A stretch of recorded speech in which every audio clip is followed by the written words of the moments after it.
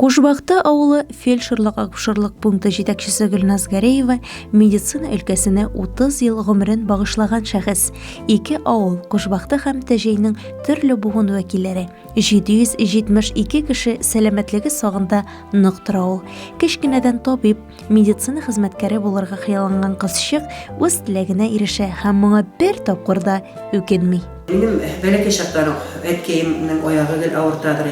Şol ətkəyinin sızlanılarını görüb medisina өлкәсенә barsam, üstə vrach bulğaş, ətkəyə okul qazab tültərəyim deyərəm indi. Ol felçerlarımız, vrach apalarımız kilgənçə üzgölөнгәнен күрәдер инде. Алар килеп okul qazağaçdan ətkəy тынычланып китәдер инде. Аяк алтылары битеп киткән булгандыр инде. Обезболивание иткәчтән. Шуңа медучилище Уфага, беренче медучилищега барып укырга кирип, анда укып кайтып, шушы үземнең туган авылымда хезмәт сала башладым инде.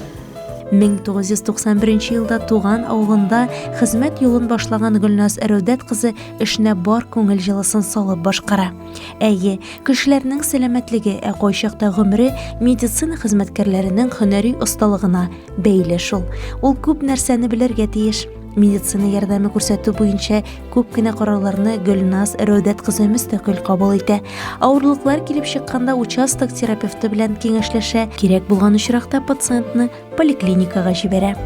Фельдшерлык-акушерлык пункты мөдиренең эш көне хәл итүне таләп итүче эшләр агымы. Ул 1000гә ягын кешенең гомере өчен җавап бирә. Әлеге сөйкемле, сизгер, тыйнак хатын-кыз пациентларга аерым игътибар белән карый. Нәкъ менә шуңа да фельдшер авыл кешеләре арасында абруй казана. Кушбакты авылына Себердән кайтып яшәй башлаганнан бирле мин Гөлназны беләм. Ул вакытта балаларым да бәләкәй, Гөлназга гел обращаться итәргә туры киләдер. Нык добросовестный балаларга һәр вакытта да ягымлы булды. Гөлназның кеше арасында абруе күп, кешеләр белән бик әйбәт мөгамәләдә, үзенең эшенә добросовестный карый бит инде. Кешеләр арасында менә кем генә сорасаң да Гөлназны гел мактап сөйләйләр. Кайчан карама Гөлназ, төннәме, иртәме, кичме, кайчан булса да Гөлназга кем генә обращаться итмәсә, һәр вакыт үзенең добросовестный үтәй бара, кирәк икән больницага барып тапшыра, кирәк икән скорый чакырта, һәр вакытта да қолынан килгәнчә ярдәм итә. Ничек кенә обращаться итсәң дә Гөлназ һәр вакыт помогать итә. Укол белән киләсеңме, былай ярдәм сорапмы, үзең генә сөйләшергә, шул вакытта да һәр вакытта үзенең ярдәмен күрсәтә. Без Гөлназга дальнейшем теләйбез сәламәтлек, хәерле тормыш, эшендә уңышлар. Ул хәзер безнең авылда да гына түгел, районда да гел почетта бит инде. Дальнейшемдә творческих успехов, дөресен әйткәндә, шушы якынлашып килгән бәйрәме белән котлайбыз. Сәламәтлек теләйбез, эшләрендә гел уңышлар булсын. Авыл кешеләре фельдшерга кан басымының күтәрелүенә, салкын тиюгә мөрәҗәгать итәләр. Гөлназ Әрәүдәт кызы һәр вакыт авылдашларына медицина хезмәткәренә вакытында мөрәҗәгать итәргә кирәклеге турында кисәтә. Укол ясау, бәхетсезлек очракларына беренче ярдәм күрсәтү, диспансеризациядә катнашу, профилактик медицина тикшеренүе үткәрү авыл фельдшеры җилкәсенә төшкән эшләрнең кечкенә генә бер өлеше. Ә мондый күләмдәге эшне башкарып чыгу өчен эш белән яшәргә кирәк. Ә бит аннан тыш Гөлназ Әрәүдәт кызының гаиләсе һәм йорт хуҗалыгы да бар. Ул эше белән дә, тормышы белән дә бик бәхетле.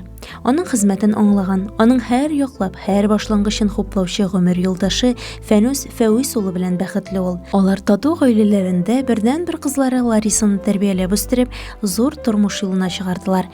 Бүген оныклары Арсын өчен җан атып яшәялар. Тормышта медицинага эше төшмәгән кеше гомумән юктыр ул. Авыру бит беркемнән дә сорап килми. Бәла дигәнең дә аяк астында йөри. Шуңа күрә медицина хезмәткәрләренә тәүлек әйләнәсенә хезмәт урынында булырга туры килә. Ак халатлар өчен кеше сәламәтлеген кайгырту, авыруларны сауыктыру үзе дә зур куаныч ул. Медицинага әйтәсе килә, ул очраклы кеше генә эшләмәйдер медицина өлкәсендә, потому что медицинаны раз син выбирать иткәнсең икән, сәгать белән шуташып торырга кирәкмәй инде. Кайсы вакыт иртәнме, обедме, кичме, все равно сиңа кеше ярдәм алырга килә, син аңа ярдәм итәргә тиешсең инде. Ант беләп Гиппократа биргән кешеләр бит инде без. Шуңа мин уйлыйм инде, раз шушы медицина отраслен кешен сайлаган икән, аның күңеле дә халаты кебек чиста, пак булырга тиеш. бездә бар бит инде врачларда невриди, без беркемгә дә теге аламалык эшләргә тиеш түгелбез. Менә үзебезнең нәебезгә дә без ярдәм кулы сузып ярдәм итәргә тиешбез һәр вакытта да инде. 30 ел инде фельдшер ару-талуны, шәхси кичерешләрен һәм борчуларын күрсәтмичә, авылдашларының сәламәтлеген кайгырта.